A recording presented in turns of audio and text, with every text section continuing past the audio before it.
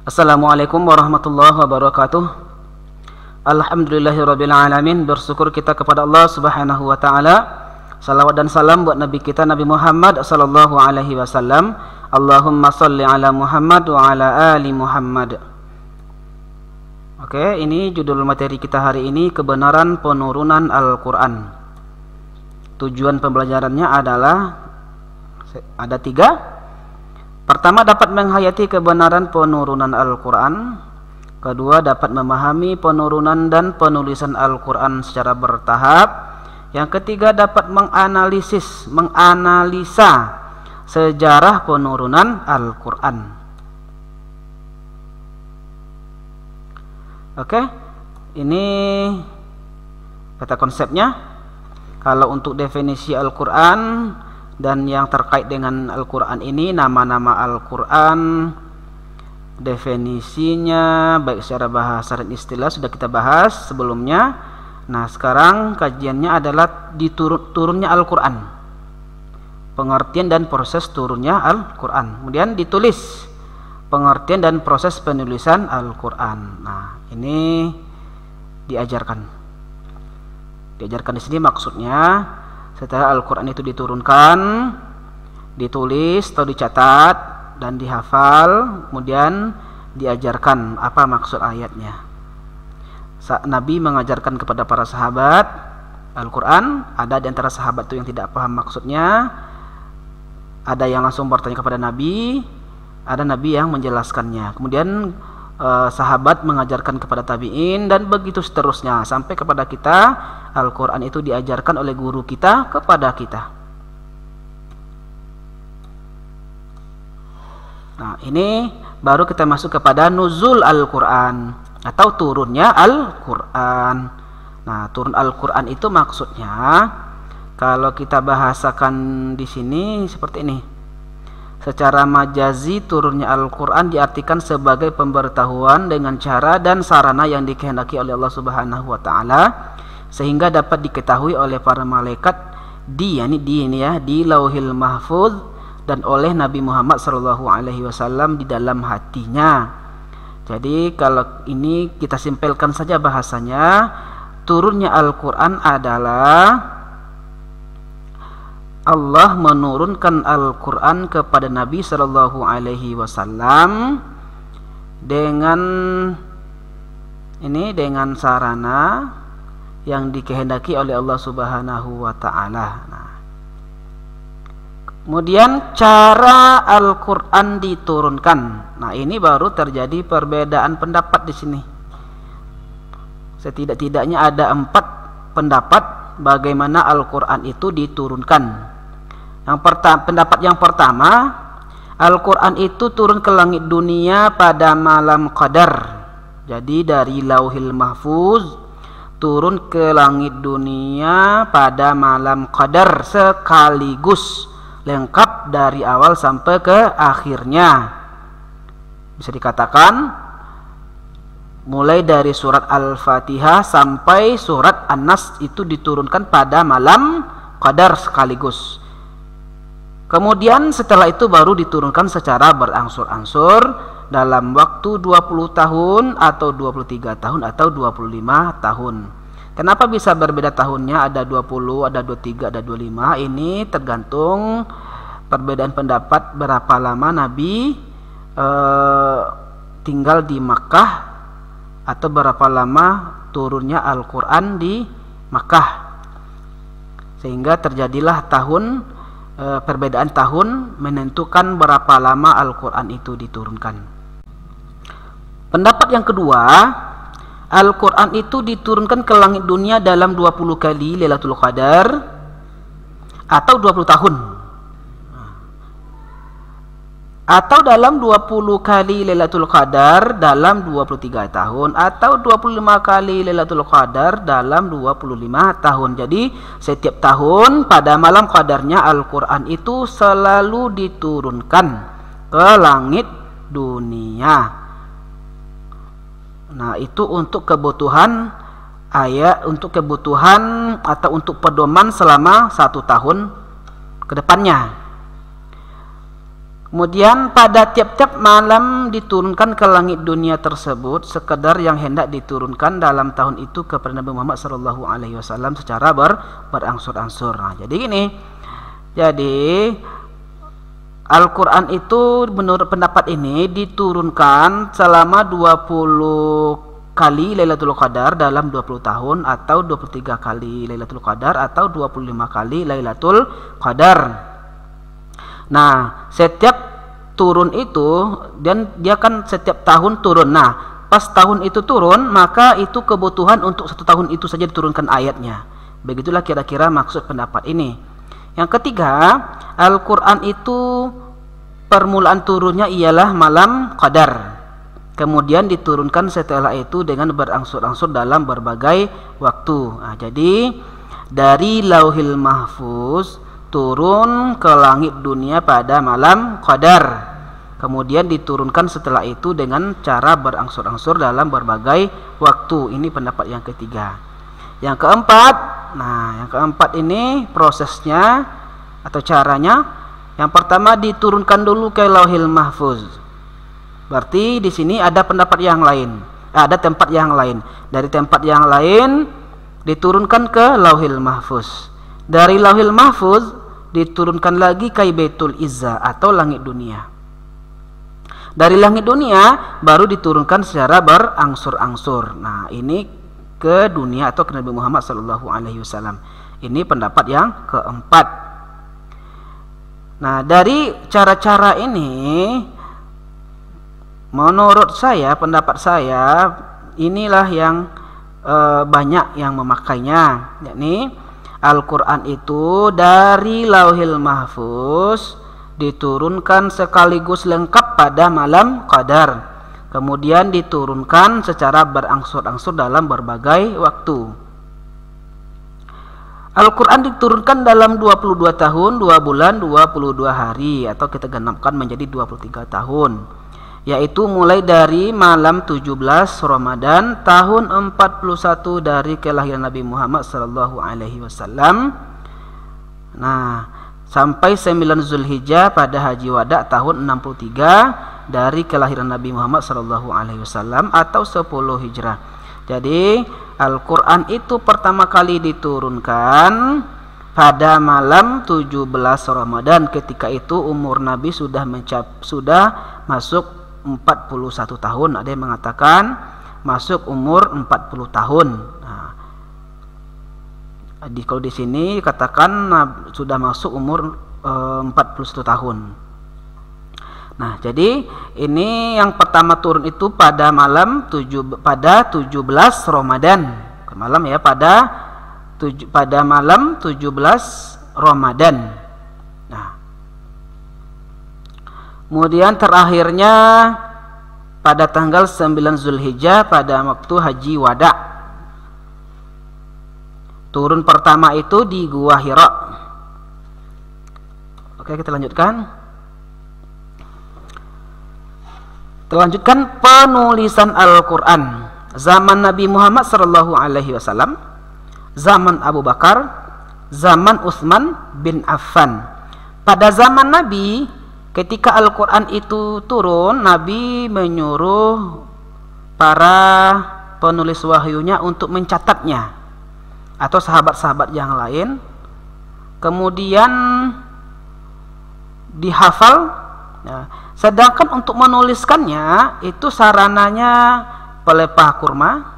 Itu tempat menulisnya dulu di kulit, potongan kulit unta dan lain-lain, kemudian di batu dan di tulang-tulang unta. Nah, disitulah dulu sarananya ketika Al-Quran itu diturunkan, dicatat di situ, di pelepah kurma, di tulang unta, di batu, dan di kulit. Karena pada saat ini kecenderungannya lebih utama kepada menghafal Al-Quran. Kemudian zaman Abu Bakar. Nah, ketika Nabi Muhammad SAW meninggal dunia, Abu Bakar menjadi khalifah. Maka banyaklah orang-orang yang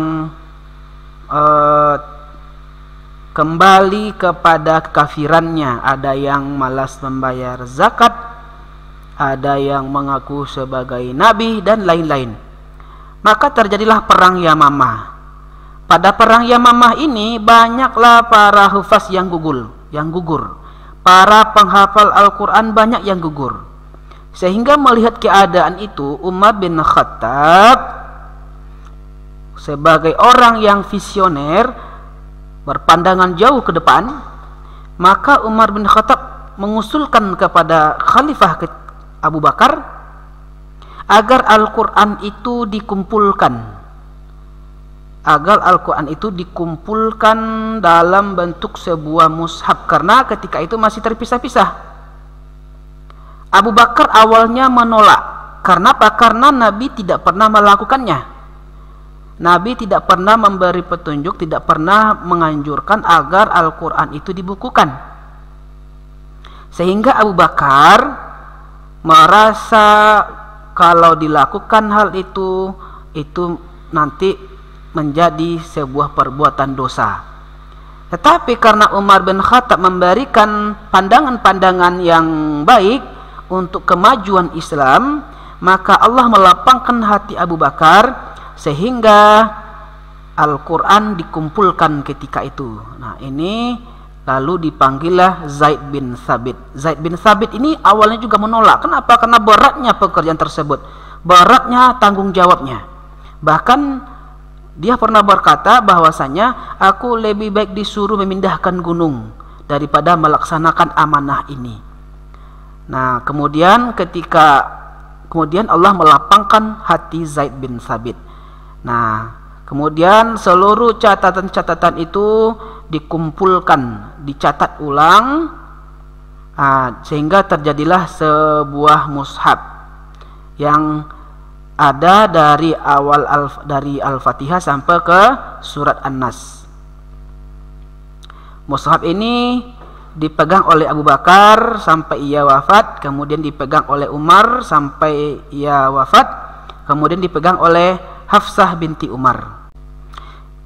Oke, yang ketiga, zaman Utsman bin Affan. Periode ini adalah penulisan Al-Quran yang berbeda dengan penulisan sebelumnya atau pengumpulan sebelumnya. Kalau zaman Abu Bakar itu menyalin seluruh catatan-catatan Al-Quran disalin dalam sebuah mushaf. Tidak ada ketentuan penulisannya. Kalau di sini alasan penulisannya karena ketika itu sudah mulai terjadi perbedaan-perbedaan bacaan. Sehingga Al-Quran dituliskan dalam satu dialek Quraisy dengan satu bentuk tulisan, yakni Rasmul Utsmani. Nah, sehingga bisalah seragam kaum muslimin dalam membaca Al-Quran dan tidak terjadi fitnah di antara kaum muslimin. Nah, ini kalau kita bikin untuk lebih mudahnya seperti ini, proses turunnya Al-Quran dari Lauhil Mahfuz ke langit dunia atau Baitul Izzah ini terjadi pada malam Qadar. Nah, dari Baitul Izzah atau langit dunia ini ke Nabi Muhammad ini pertama kali diturunkan pada 17 Ramadan. Dan diturunkan setelah itu secara berangsur-angsur. Surat yang pertama turun adalah surat Al-Alaq ayat 1 sampai 5. Proses penulisannya ada pada masa Nabi, ini penulisannya ketika itu dalam bentuk sarana yang seadanya saja, di pelepah kurma, di tulang unta, di batu dan lain-lain. Jadi ketika wahyu turun, Nabi menyuruh para sahabat mencatatnya atau penulis wahyu untuk mencatatnya dan menghafalnya. Pada masa Abu Bakar ini inisiatif dari Umar bin Khattab memberikan usulan kepada Abu Bakar agar dikumpulkan Al-Quran, karena takut nanti Al-Quran itu akan hilang atau ada yang terlupa. Sebab apa? Sebab pada masa Abu Bakar ini terjadi perang Yamamah dan banyak sekali para penghafal Al-Quran yang syahid. Sehingga atas usulan dari Umar bin Khattab dikumpulkanlah Al-Quran.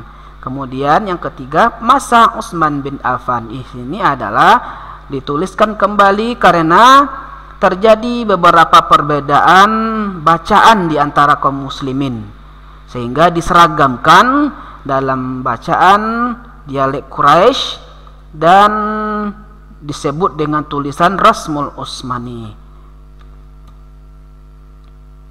Oke, lanjut. Nah, ini rangkumannya.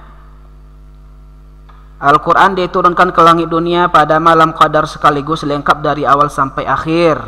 Diturunkan berangsur-angsur, sesudah itu dalam waktu 23 tahun.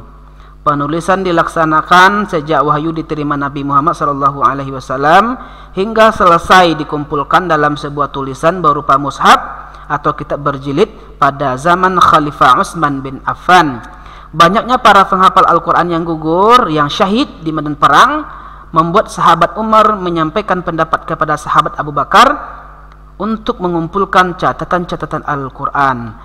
Kemudian proses penulisan Al-Quran menjadi sebuah mushaf utuh selesai pada zaman Khalifah Utsman bin Affan. Kalau mulainya sudah dimulai sejak zaman Nabi Muhammad SAW. Oke, kita cukupkan saja. Mudah-mudahan bisa dipahami. Assalamualaikum warahmatullahi wabarakatuh. Assalamualaikum warahmatullahi wabarakatuh. Alhamdulillahirabbil alamin. Bersyukur kita kepada Allah Subhanahu wa taala.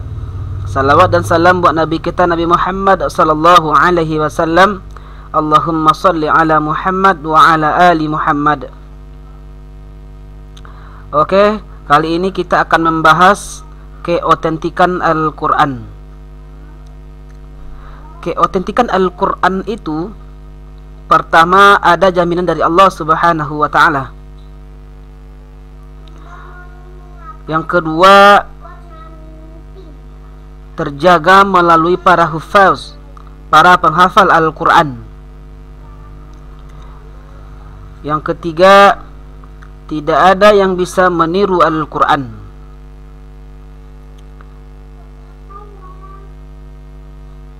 Yang pertama, keotentikan Al-Quran itu terjaga karena ada jaminan dari Allah Subhanahu wa taala. Sebagaimana firman Allah Subhanahu wa taala, A'udzubillahi minasyaitonir rajim. Bismillahirrahmanirrahim. Inna nahnu nazzalna dzikra wa inna lahu lahafizun. Surat Al-Hijr ayat 9. Sesungguhnya kamilah yang menurunkan Al-Quran dan kami pula yang akan menjaganya. Jadi ada jaminan dari Allah Subhanahu wa taala bahwasanya Al-Quran itu terhindar dari segala perubahan, otentik, mulai dari awal diturunkan sampai ke hari kiamat nanti. Yang kedua, bisa terjaga melalui para penghafal Al-Quran. Satu huruf saja hilang dalam salah satu ayat Al-Quran maka akan ketahuan. Kenapa? Karena banyaknya para hufaz atau para penghafal di dunia ini. Kemudian, tidak ada yang bisa meniru Al-Quran. Al-Quran itu menentang siapapun yang meragukannya. Buatlah serupa Al-Quran, atau buatlah 10 surat, atau buatlah 1 surat. Ketiga tentangan ini tidak ada satu orang pun yang sanggup, bahkan jin tidak juga sanggup menerima tantangan yang diberikan oleh Al-Quran ini. Oke, untuk lebih jelasnya kita masuk kepada pembahasan.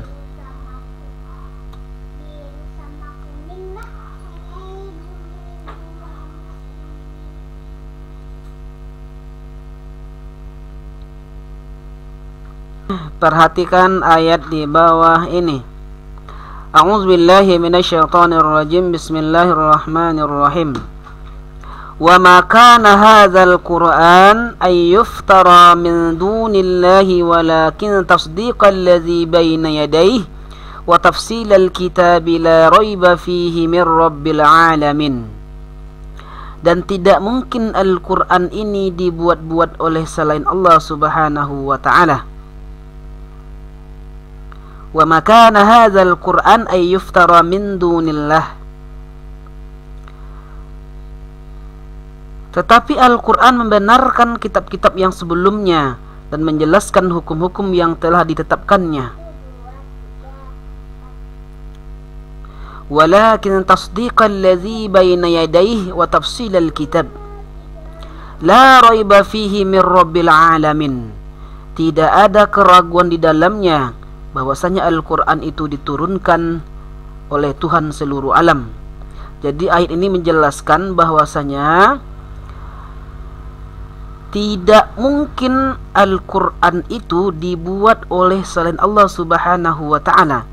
Ditengok dari isinya, ditengok dari ayat-ayatnya, ditengok dari maknanya, susunan kalimatnya, ketinggian bahasanya. Tidak mungkin hal-hal isi Al-Quran itu dibuat oleh selain Allah Subhanahu wa ta'ala. Kemudian tidak ada keraguan di dalam Al-Quran tersebut bahwasanya Al-Quran itu diturunkan oleh Tuhan semesta alam. Dan Al-Quran itu juga membenarkan kitab-kitab sebelumnya dan menjelaskan hukum-hukum yang telah ditetapkannya. Kemudian ayat yang kedua, inna nahnu nazzalna dzikra wa inna lahu lahafizun. Sesungguhnya kami yang telah menurunkan Al-Quran dan kami pula yang menjaganya. Ayat pertama menjelaskan Al-Quran tidak mungkin makhluk selain Allah yang membuatnya. Yang kedua, ayat yang menjamin tentang keotentikan Al-Quran. Allah yang menurunkan dan Allah yang akan menjaganya.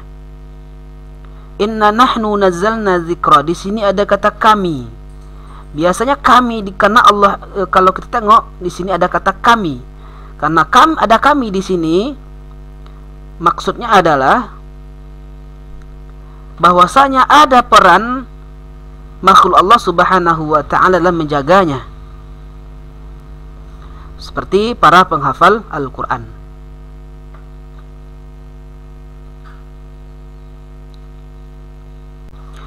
Oke, kita bahas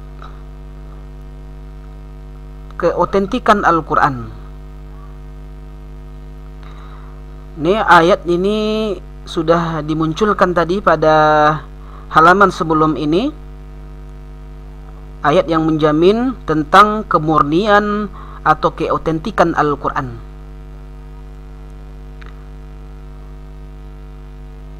Nah, ayatnya ini adalah surat Al-Hijr ayat 9. A'udzubillahi minasyaitonirrajim. Inna nahnu nazzalna dzikra wa inna lahu lahafizun. Sungguhnya kami yang menurunkan Al-Quran dan kami pula yang akan menjaganya. Kemurnian dan keotentikan Al-Quran selalu terjaga sejak saat diturunkan kepada Nabi Muhammad sallallahu alaihi wasallam hingga di akhir zaman.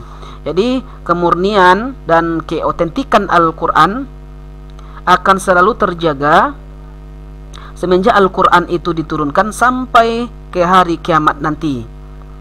Nah, keindahan bahasa dan kandungan ajaran serta tuntunan hidup umat manusia adalah salah satu mukjizat yang menjaminnya. Jadi, salah satu mukjizat Al-Quran adalah keindahan bahasa dan kandungan ajaran serta tuntunan hidup umat manusia. Nah, oleh karena itu Al-Quran itu akan selalu otentik, akan selalu murni, akan selalu terhindar dari perubahan-perubahan. Kenapa? Karena ditinjau dari segi mukjizat yang terkandung di dalamnya. Begitu juga karena ada jaminan dari Allah Subhanahu wa ta'ala. Tidak ada satupun orang yang sanggup merubahnya, tidak ada satupun orang yang sanggup menirunya.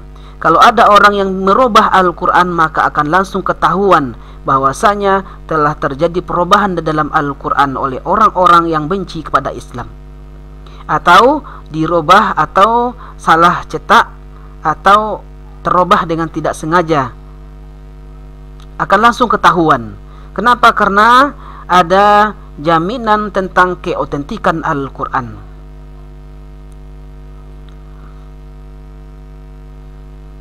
Nah, Al-Quran akan terus begitu adanya kalimatnya dan bunyinya, terutama dalam hal kandungan isinya.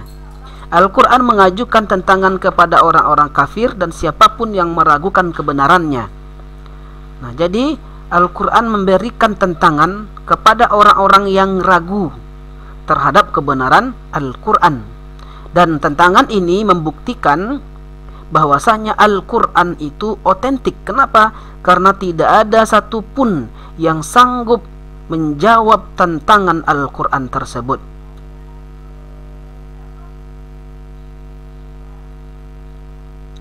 Apa tantangannya? Tantangan Al-Quran. Tantangan yang pertama adalah Al-Quran menantang siapapun yang meragukan kebenarannya untuk mendatangkan semisal Al-Quran secara keseluruhan. Jadi siapapun orang yang ragu tentang kebenaran Al-Quran tersebut, maka cobalah buat semisal Al-Quran. Tantangan ini terdapat dalam surat At-Tur ayat 33 dan 34. A'udzu billahi minasyaitonir rajim. Am yaquluna taqawwalahu bal la yu'minun.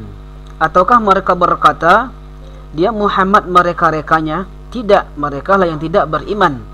Jadi orang-orang kafir menyangka bahwasanya Al-Quran itu adalah karangan dari Nabi Muhammad SAW. Lalu dijelaskan oleh ayat selanjutnya, falyatu bihaditsin mislihi in kanu shadiqin.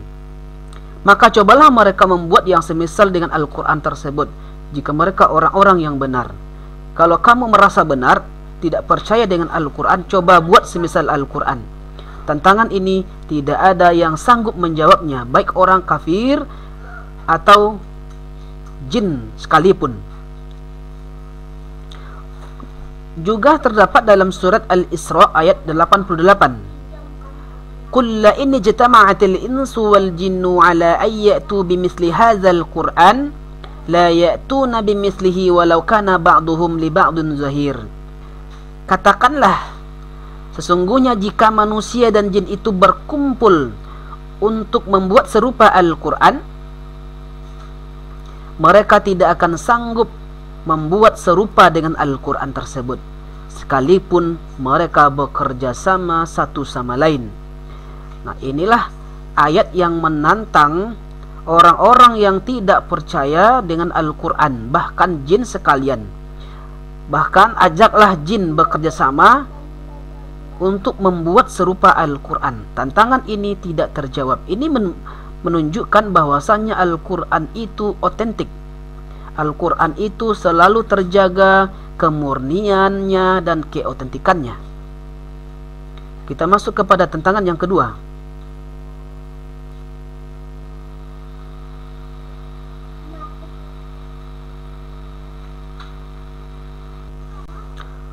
Tantangan Al-Quran yang kedua, Al-Quran menantang siapapun yang meragukan kebenaran Al-Quran untuk mendatangkan 10 surat semisalnya. Tadi tantangan yang pertama, satu Al-Quran utuh semuanya. Sekarang diturunkan menjadi 10 surah saja. Dalam Al-Quran itu ada 114 surat. Nah, sekarang coba buat, kalau nggak sanggup sebanyak itu, coba buat 10 surat saja. Tantangannya terdapat dalam surat Hud ayat 13. A'udzu billahi minasyaitonir rajim. Am yaquluna iftarah qul fa'tu bi asyri surin mithlihi muftarayat wad'u man istata'tum min dunillahi in kuntum shadiqin. Bahkan mereka mengatakan dia Muhammad telah membuat-buat Al-Quran itu. Katakanlah, kalau demikian datangkanlah 10 surat semisal dengannya yang dibuat-buat, dan ajaklah siapa saja di antara kamu yang sanggup selain Allah, jika kamu orang-orang yang benar. Jadi di ayat ini Allah menantang kepada orang-orang yang meragukan kebenaran Al-Quran, coba buat 10 surat semisal Al-Quran. Dan tantangan ini tidak ada yang sanggup untuk menjawabnya. Lanjut kita kepada tantangan yang ketiga. Kalau nggak sanggup tantangan pertama, Tantangan kedua pun juga tidak sanggup. Coba tantangan ketiga yang lebih ringan, yakni Al-Quran menantang siapapun yang meragukan kebenarannya untuk mendatangkan satu surat saja. Tantangannya terdapat dalam surat Al-Baqarah ayat 23. A'udzubillahi minasyaitonirrajim. Wa in kuntum fi raibim mimma nazzalna ala 'abdina fa'tu bi suratin min mithlih wada'u syuhada'akum min dunillahi in kuntum shadiqin. Dan jika kamu meragukan Al-Quran yang kami turunkan kepada hamba kami Muhammad, maka buatlah satu surah semisal dengannya, dan ajaklah penolong-penolongmu selain Allah, jika kamu orang-orang yang benar. Jadi siapapun yang meragukan kebenaran Al-Quran, coba buat satu surat saja semisal Al-Quran. Dan tantangan ini banyak orang-orang yang mencobanya, tapi tidak bisa juga sanggup membuat yang semisal Al-Quran. Membuat satu surat saja, tidak ada manusia dan jin yang sanggup, apalagi 10 surat, apalagi sebuah Al-Quran. Tidak akan sanggup manusia dan jin meskipun bekerja sama untuk melaksanakan 3 tantangan ini. Ini membuktikan bahwasanya Al-Quran itu otentik. Kenapa? Karena tantangan Al-Quran tidak ada yang sanggup, baik manusia ataupun jin, untuk menjawab tantangan tersebut.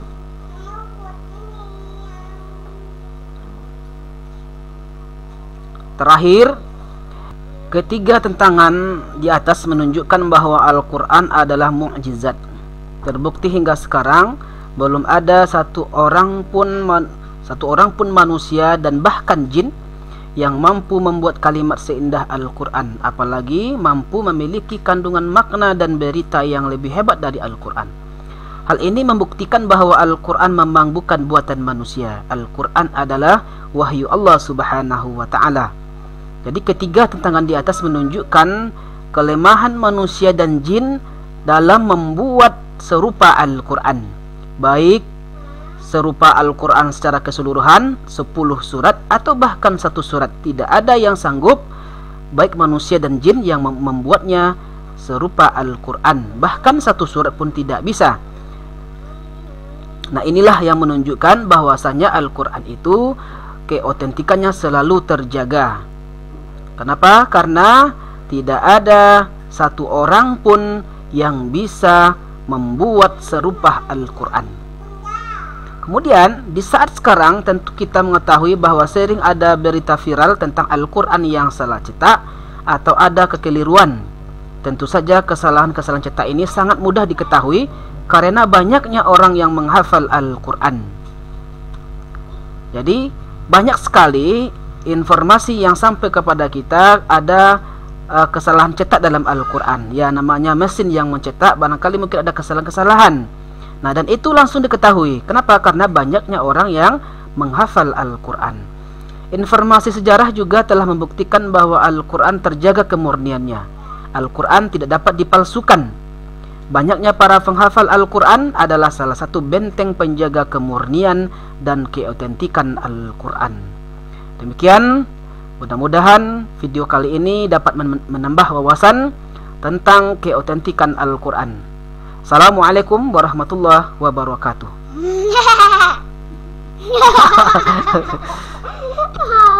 Belum ditutup juga.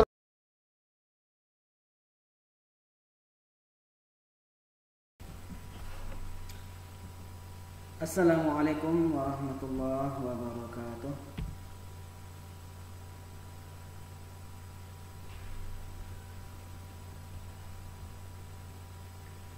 Alhamdulillahirrabbilalamin.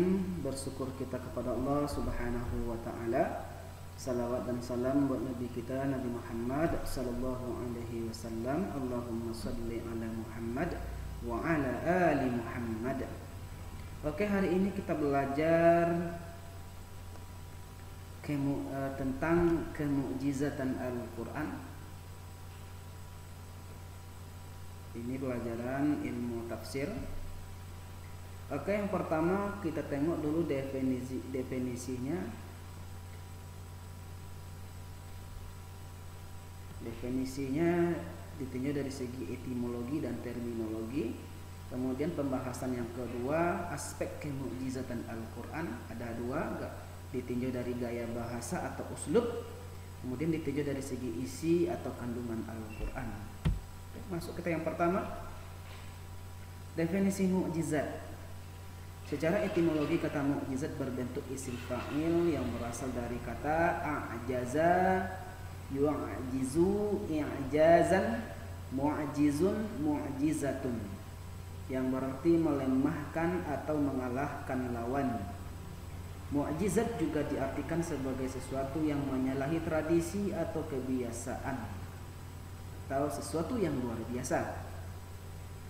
Sedangkan secara terminologi Manna Al-Qattan mendefinisikan mukjizat sebagai berikut: al-mu'jizatu hiya amrun khariqun lil 'adah maqrunun bitahaddi salimun 'anil mu'aradah. Mukjizat adalah sesuatu yang menyalahi kebiasaan disertai dengan tantangan dan selamat dari perlawanan. Nah, dari secara bahasan istilah ini bisa kita pahami apa definisi mukjizat tersebut. Secara bahasa bisa kita pahami mukjizat itu artinya melemahkan atau mengalahkan lawan. Nah, kita masuk kepada istilah. Jadi mukjizat itu adalah sesuatu yang menyalahi kebiasaan, sesuatu yang berbeda dari biasanya. Kemudian disertai dengan tantangan. Ketika terjadi tantangan dan dia selamat dari tantangan tersebut. Misalnya, kita contohkan mukjizat Nabi Musa.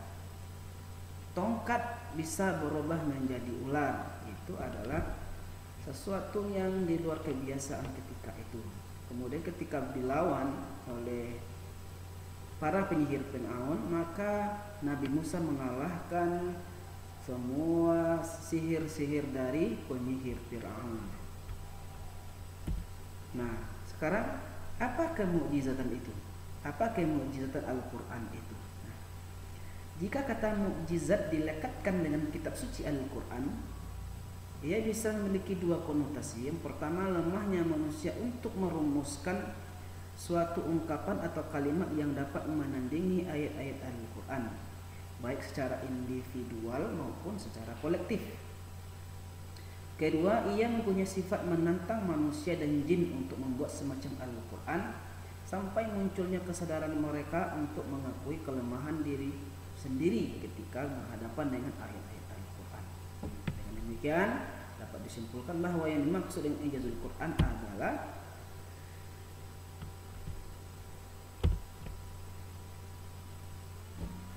tantangan Al-Quran kepada manusia dan jin untuk membuat sebuah atau membuat semisal Al-Quran meskipun satu surat,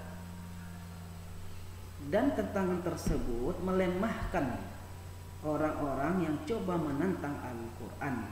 Disitulah letak kemukjizatan Al-Quran. Tidak ada satu orang pun yang bisa membuat semacam Al-Quran, baik manusia bekerja sendiri atau manusia tersebut bekerja sama dengan jin. Mereka nggak akan mampu membuat semisal Al-Quran, baik satu buah Al-Quran dibuatnya, atau 10 surat, atau satu surat saja yang mereka bikin. Nggak bisa. Misalnya satu surat terpendek dalam Al-Quran, surat Al-Kautsar, nggak akan sanggup manusia dan jin membuat seperti surat Al-Kautsar atau sependek surat Al-Kautsar itu yang memiliki makna yang dalam. Nggak. Dari dulu sampai sekarang tidak ada manusia dan jin yang sanggup membuat semisal Al-Quran atau seperti itu. Nggak ada yang sanggup. Disitulah letaknya kemukjizatan Al-Quran. Mukjizat Al-Quran bertujuan untuk menumbuhkan kesadaran pada manusia bahwa Al-Quran adalah wahyu Allah Subhanahu wa Ta'ala, dan sekaligus merupakan bukti kerasulan Nabi Muhammad sallallahu alaihi wasallam. Nah, jadi salah satu tujuan adanya mukjizat Al-Quran itu adalah menumbuhkan kesadaran manusia bahwa Al-Quran itu adalah wahyu Allah, bukan ciptaan manusia atau bukan buatan manusia. Karena kalau buatan manusia pasti bisa ditiru. Sedangkan kalau Allah yang menciptakannya tidak akan bisa ditiru, atau orang tidak akan sanggup meniru firman Allah Subhanahu wa taala. Dan mukjizat Al-Qur'an itu juga bertujuan untuk membuktikan kerasulan Nabi Muhammad sallallahu alaihi wasallam.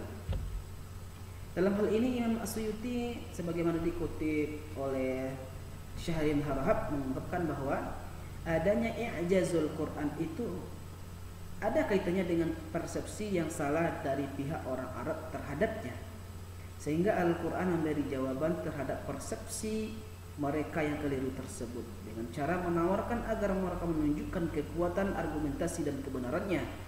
Akan tetapi orang Arab sama sekali tidak dapat membuktikan kebenaran mereka, sementara Al-Quran secara meyakinkan menunjukkan kebenarannya. Disinilah letak i'jazul Quran atau kemukjizatan Al-Quran tersebut.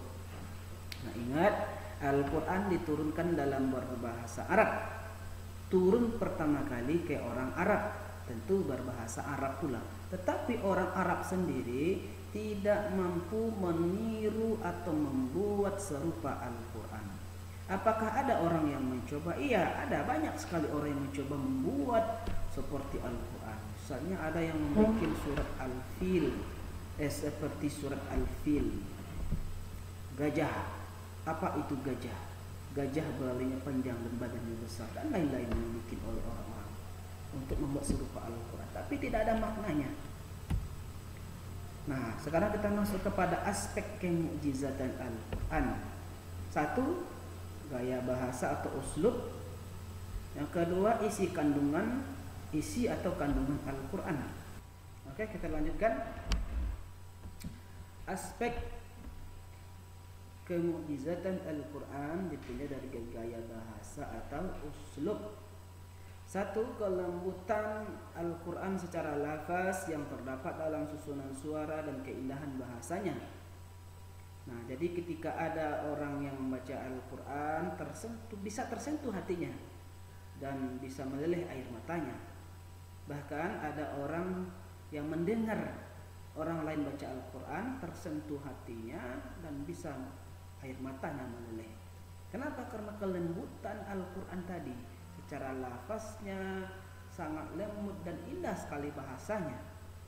Kemudian keserasian Al-Quran baik untuk orang awam maupun untuk cendekiawan, bahwa semua orang dapat merasakan keagungan dan keindahan Al-Quran. Nah, baik itu orangnya pandai, pintar, atau orang awam, orang biasa-biasa saja, mereka sama-sama bisa merasakan bagaimana keserasian Al-Quran tersebut, bagaimana keindahan bahasa Al-Quran, bagaimana keagungan Al-Quran. Jadi Al-Quran itu untuk semua orang, bahkan untuk orang kafir sekalian. Orang kafir pun kalau mendengar Al-Quran ini mereka dengarkan secara serius, mereka akan tersentuh hatinya. Kemudian yang ketiga, sesuai dengan akal dan perasaan, di mana Al-Quran memberikan doktrin pada akal dan hati serta merangkum kebenaran dan keindahan sekaligus. Jadi dari gaya bahasa Al-Quran tersebut bisa memberikan doktrin kepada akal dan hati, bisa menenangkan hati, bahkan merangkum kebenaran dan keindahan sekaligus. Jadi dalam Al-Quran itu bisa menenangkan hati, bisa di situ langsung ketika membaca ayat itu langsung terasa kebenaran dan ada pula keindahannya. Kemudian keindahan dalam kalimat serta beraneka ragam bentuknya, yaitu satu makna diungkapkan dalam beberapa lafaz dan susunan yang bermacam-macam yang semuanya indah dan halus. Ada satu maknanya tapi lafaznya banyak, atau satu lafaz maknanya banyak, tergantung konteksnya. Nah, misalnya al-ma'ruf pada dasarnya berarti maknanya baik, tapi ada maknanya harta, ada maknanya adil dan lain-lain, tergantung di mana letaknya kata al-ma'ruf tadi. itulah yang dikatakan satu kata itu bisa memiliki berbagai macam makna, atau sebaliknya satu makna diungkapkan dalam beberapa lafaz. Oke, yang kelima, Al-Quran mencakup dan memenuhi persyaratan antara bentuk global atau ijmal dan bentuk yang terperinci atau tafsir. Jadi dalam Al-Quran itu ada ayatnya bersifat global, ada yang bersifat tafsil atau terperinci. Keenam, dapat dimengerti sekaligus dengan melihat segi yang tersurat. Nah, jadi bisa dimengerti Al-Quran tersebut melalui yang tersurat dari ayat tersebut. Misalnya kita membaca Qul huwallahu ahad. Ini langsung kita pahami bahwasanya Allah itu satu, tidak ada yang kedua apalagi yang ketiga. Inilah yang disebut dengan bisa dipahami secara tersurat. Kemudian di samping itu hal lain yang dapat dicatat dari kemukjizatan Al-Quran dari aspek bahasa adalah ketelitian, kerapian dan keseimbangan kata-kata yang digunakannya.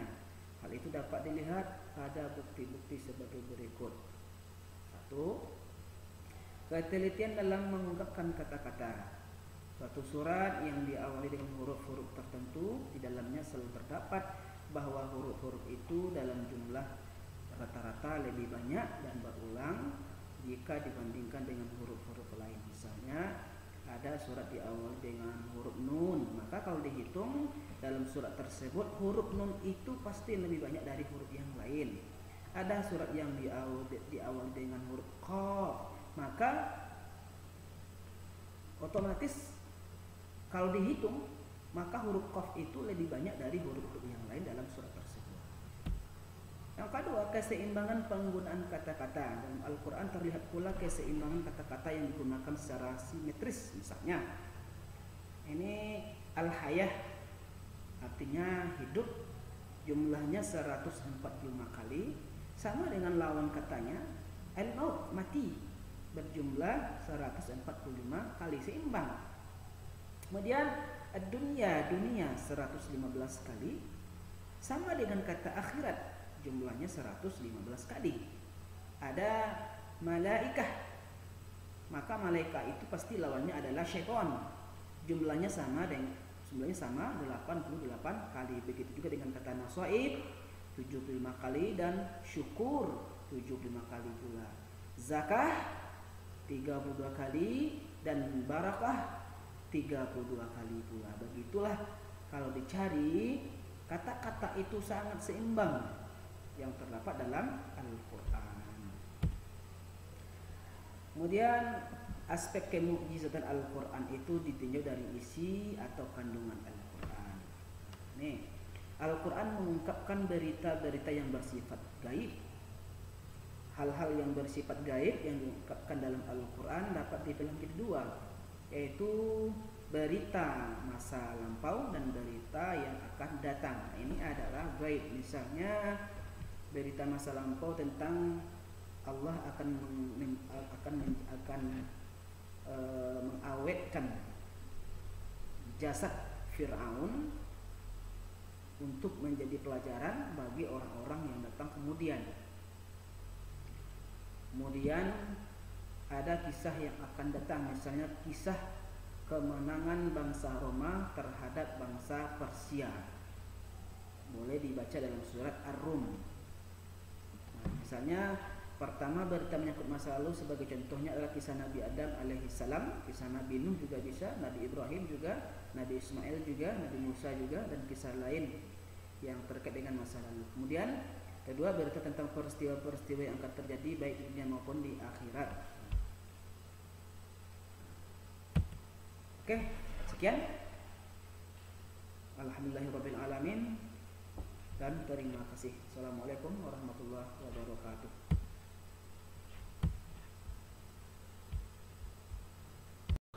Assalamualaikum warahmatullahi wabarakatuh. Alhamdulillahirabbil alamin. Wassalatu wassalamu ala asyrafil anbiya'i wal mursalin wa ala alihi wa sahbihi ajma'in. bersyukur kita kepada Allah Subhanahu wa taala. Salawat dan salam buat Nabi kita Nabi Muhammad sallallahu alaihi wasallam. Allahumma salli ala Muhammad wa ala ali Muhammad.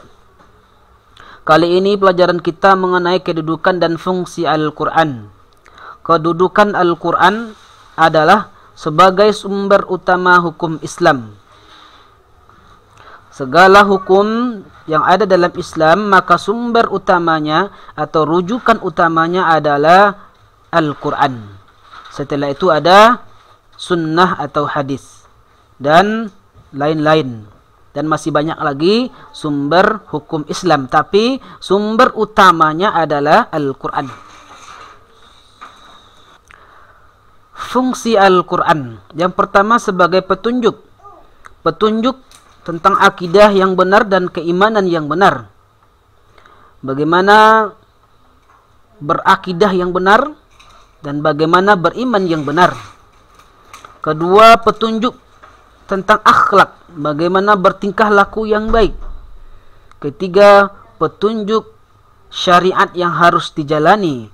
Apa-apa saja syariat yang harus dijalani, maka petunjuknya ada dalam Al-Quran. Kemudian fungsi Al-Quran yang kedua adalah sebagai pembeda. Pembeda antara hak dengan yang batil. Pembeda antara yang benar dengan yang salah. Jadi dengan Al-Quran kita bisa menentukan mana yang salah, mana yang benar. Karena sudah dijelaskan di dalam Al-Quran. Kemudian pemberi kabar gembira dan ancaman. Al-Quran juga memberikan kabar gembira dan ancaman setelah adanya kabar gembira. Kabar gembira bagi orang-orang yang beriman dan beramal soleh, surga balasannya. Sedangkan bagi orang-orang kafir yang membangkang kepada Allah Subhanahu wa taala, maka tempatnya di neraka jahanam. Kemudian fungsi Al-Quran yang keempat adalah sebagai obat atau syifa. Obat untuk rohani, juga bisa obat untuk jasmani. Baik, kita lanjutkan pembahasannya.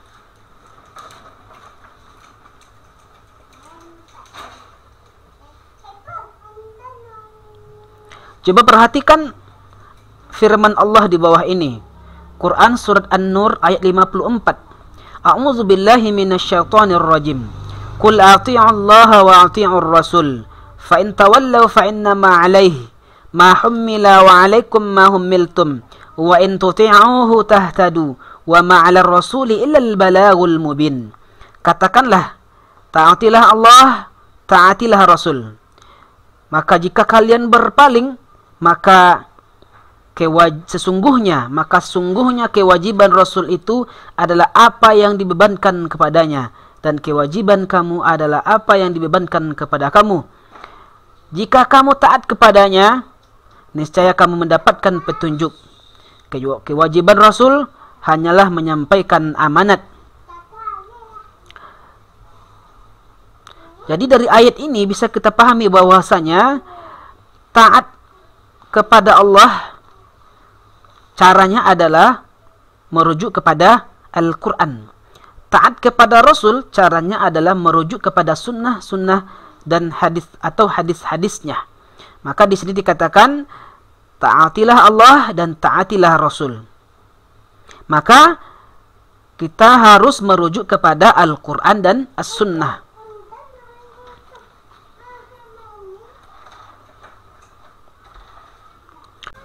Fungsi Al-Quran yang pertama sebagai petunjuk bagi manusia.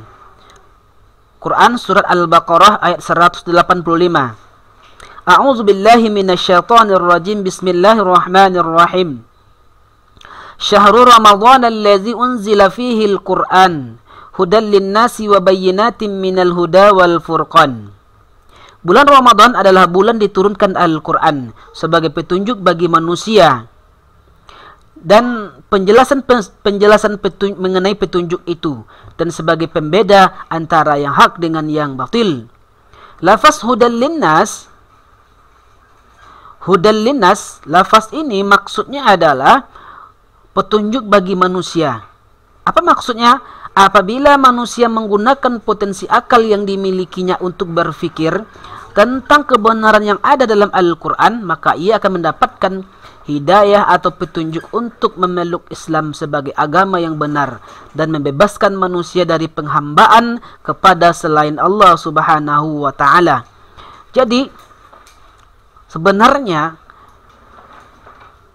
hudal linnas ini ada juga unsur manusia mau berpikir, memikirkan apa yang ada di dalam Al-Quran, memperhatikan ayat-ayat Al-Quran, memahami ayat-ayat Al-Quran. Maka dari hal itu dia akan mendapatkan petunjuk dari Allah Subhanahu wa taala. Jadi fungsi utama Al-Quran itu adalah sebagai petunjuk bagi manusia atau hudal linnas. Ingat, di sini bukan petunjuk bagi orang-orang Islam saja, tetapi dijelaskan di sini hudal linnas, petunjuk bagi seluruh manusia. Jadi kalau seluruh manusia mau dia mukmin atau dia kafir atau dia lain-lain, asalkan dia mau menggunakan akalnya untuk memahami Al-Quran, maka dia akan mendapatkan petunjuk.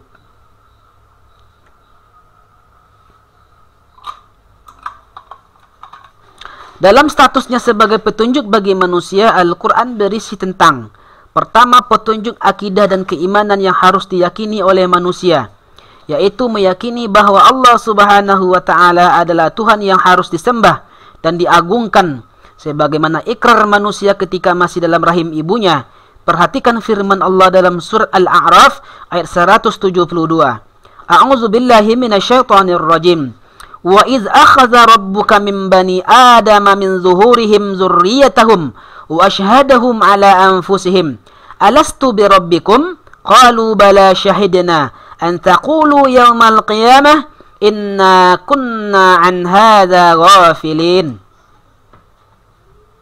Dan ingatlah ketika Tuhanmu mengeluarkanmu dari sulbi, tulang belakang, anak cucu Adam, keturunan mereka, dan Allah mengambil kesaksian terhadap roh mereka, seraya berfirman, bukankah aku ini Tuhanmu? Mereka menjawab, betul, engkau Tuhan kami. Kami bersaksi. Kami lakukan yang demikian itu agar di hari kiamat kamu tidak mengatakan, sesungguhnya kami itu lengah terhadap ini. Nah, ayat ini nanti akan membantah orang-orang yang di hari kiamat yang memiliki banyak dosa ketika hidup di dunia bermaksiat kepada Allah Subhanahu wa taala. Maka ayat ini akan membantah anggapan mereka. Kalau seandainya mereka mengatakan kami tidak diingatkan, maka perhatikanlah perjanjian manusia ini dengan Allah Subhanahu wa taala, atau perjanjian roh manusia kepada Allah Subhanahu wa taala. Kemudian petunjuk mengenai akhlak yang murni, baik akhlak kepada Khalik, kepada makhluk, atau kepada diri sendiri. Jadi dalam Al-Quran ada petunjuk mengenai akhlak, akhlak kepada Allah, akhlak kepada Rasul, akhlak kepada diri sendiri. Kemudian petunjuk mengenai syariat dan hukum yang harus dijalani dalam kehidupan.